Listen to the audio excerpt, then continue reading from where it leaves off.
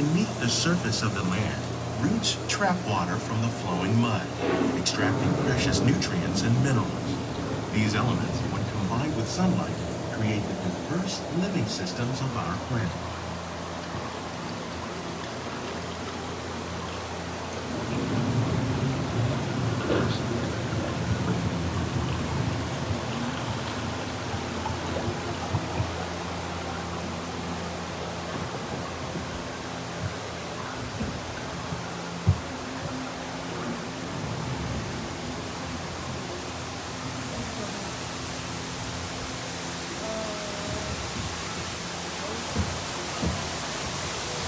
One of those living systems is the rainforest, home to the most amazing concentration of life on our planet. These dense and beautiful forests cover only a tiny portion of the Earth's surface, but they contain more than half of its plant and animal species. Rainforests are also extremely rich and productive living systems, providing us with oxygen, food, medicines, and other elements essential to our lives.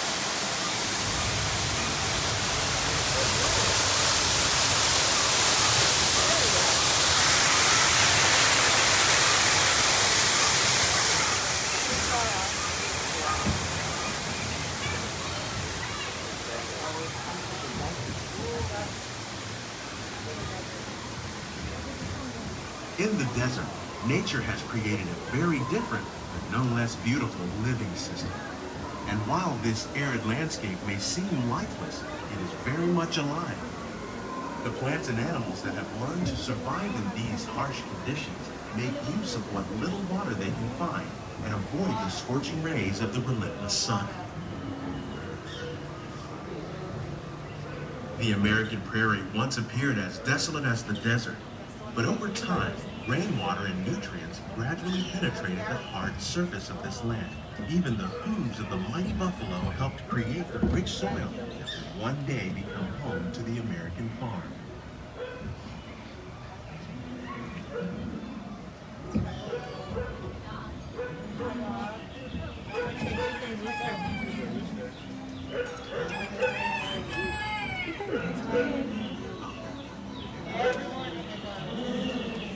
People eating up there. I know.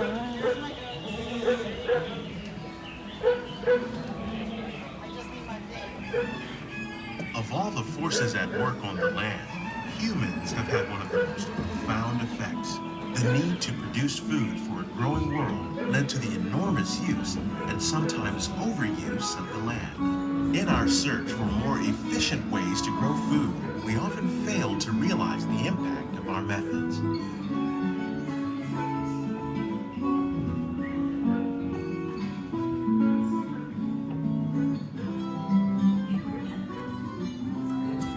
Today, we're learning to live with the land, discovering better ways to grow food that will assure both human and environmental well-being.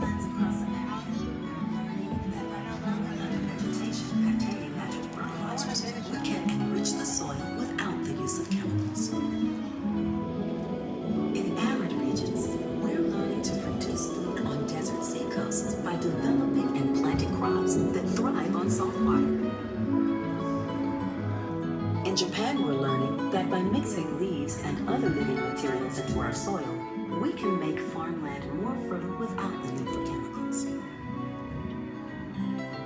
Here at Epcot, we're learning to reduce the need for chemical pesticides by breeding and using natural predators, like ladybugs and wasps, to control pests. In the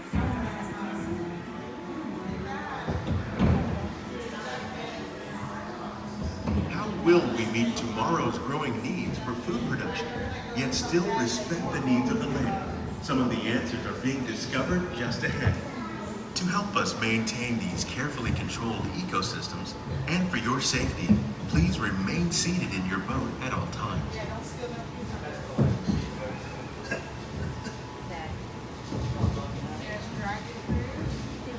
It's gonna drop in the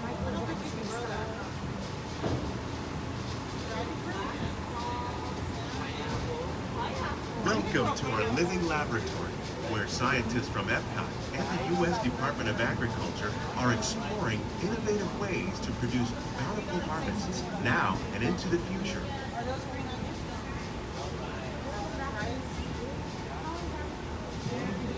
The tropics are home to the greatest diversity of plants on the planet. Many of these, like papaya, bananas, cacao, coffee, and rice, are well known around the world. These are just a few of the edible plants that have been an important source of nutrition for people living in the tropics. Many are rich in vitamins and minerals, while others are well adapted to growing in less than ideal conditions. Some, like the water lily, thrive in wet, swampy areas and waterways. All parts of this plant, even the flower petals, are edible.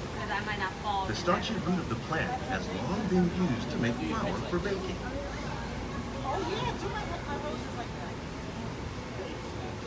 One day, many of these lesser-known tropical plants may be as important as the bananas growing on both sides of the boat. More than 28 million tons of bananas are eaten annually, making it the most popular fruit in the world.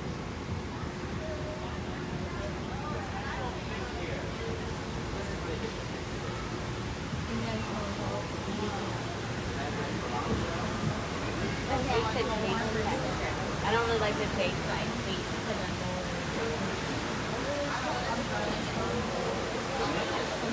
I brought one to work when I was on Buffalo because I was trying to make myself like it.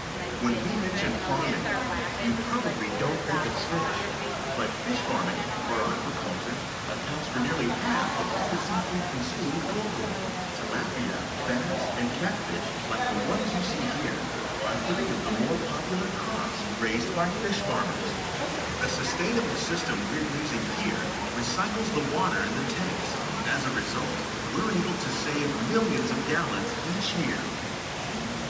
Our small fish farm produces nearly 5,000 pounds of fish each year to serve in restaurants around Walt Disney World. Innovations like this one can play an important role in our efforts to produce bountiful harvests and still protect natural resources.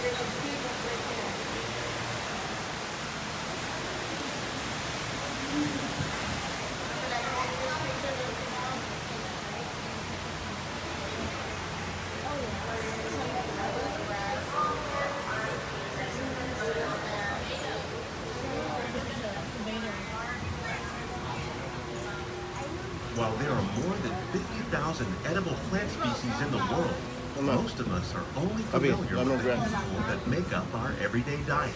The common grains growing here, wheat, maize, sorghum, and millet, plus rice, account for nearly 2/3 of our global food consumption. Learning how to increase yields of these staples is an important goal of research around the world.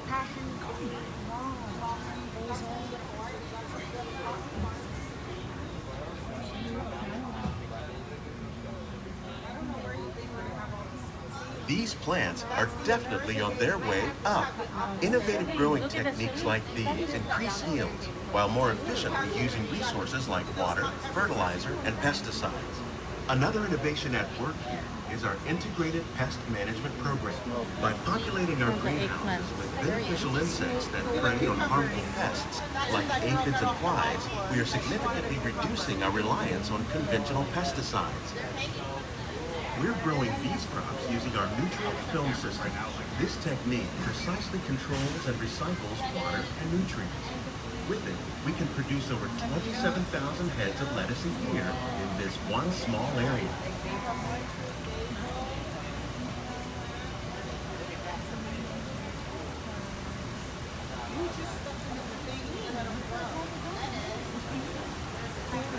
Some of our best ideas have been inspired by nature, like these fruit and vegetable trees.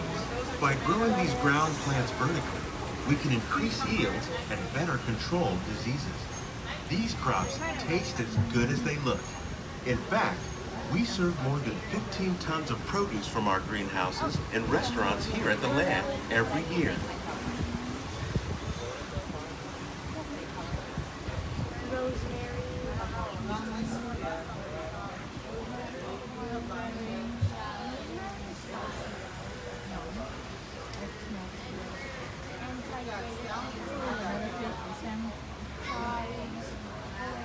The future of agriculture may include innovative ideas like this vertical growing system.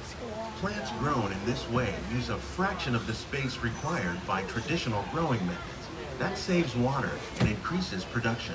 The aquaponics system on your left combines hydroponics with aquaculture. The fish provide a natural source of fertilizer for the plants, and the plants help keep the water clean for the fish. It's another great way to produce more while using less. In our lab, Epcot scientists are working with the U.S. Department of Agriculture on a number of innovative projects. The goal of these efforts is to produce higher yielding and better quality plants. Scientists, farmers,